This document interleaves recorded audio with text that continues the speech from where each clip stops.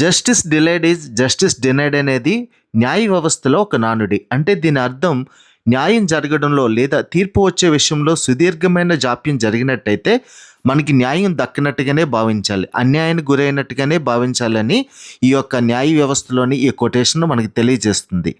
నటి ప్రత్యూష కేసులో ఎగ్జాక్ట్గా ఇదే జరిగింది. సుమారుగా 26 సంవత్సరాలు బట్టి ఈ యొక్క కేసు న్యాయస్థానాల్లో నలుగుతూ చివరికి అతి కొద్ది శిక్షతో దోషిగా చెప్పబడుతున్న వ్యక్తి బయటపడడం అనేది అందరినీ ఆశ్చర్యానికి గురిచేసింది.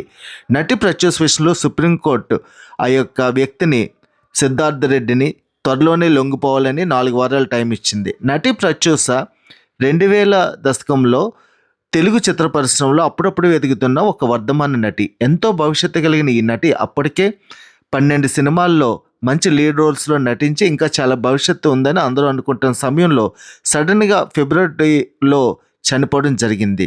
తన యొక్క మరణం వెనుక సూసైడ్ ఉందని అప్పుడు యొక్క దర్యాప్తు సంస్థలు, పోలీసు వ్యవస్థలు, పత్రికలు అన్నీ చెప్తున్నా తన తన్ని బలంగా తనతో పాటు వెళ్ళిన స్నేహితులు తను ఏదో చేసి ఉంటారని, తను లైంగిక దాడికి గురైందని దాని మీద పోరాటం చేస్తూనే ఉన్నారు.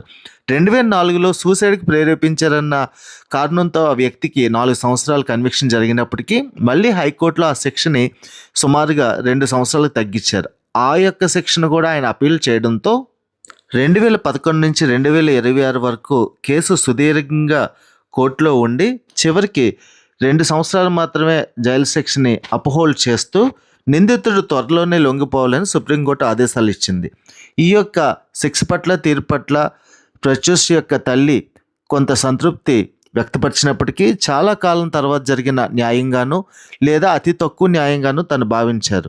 విధంగా చెప్పాలంటే సంతృప్తి లేకుండా అయిందని చెప్పొచ్చు. ఎటువంటి వ్యవస్థలో తన పక్కన నిలబడలేదని, అన్నీ తనకి ఎదురుగానే ఉన్నాయని, చివరికి న్యాయం జరగడంలో ఇంత జాప్యం జరిగిందని తను వాపోయారు.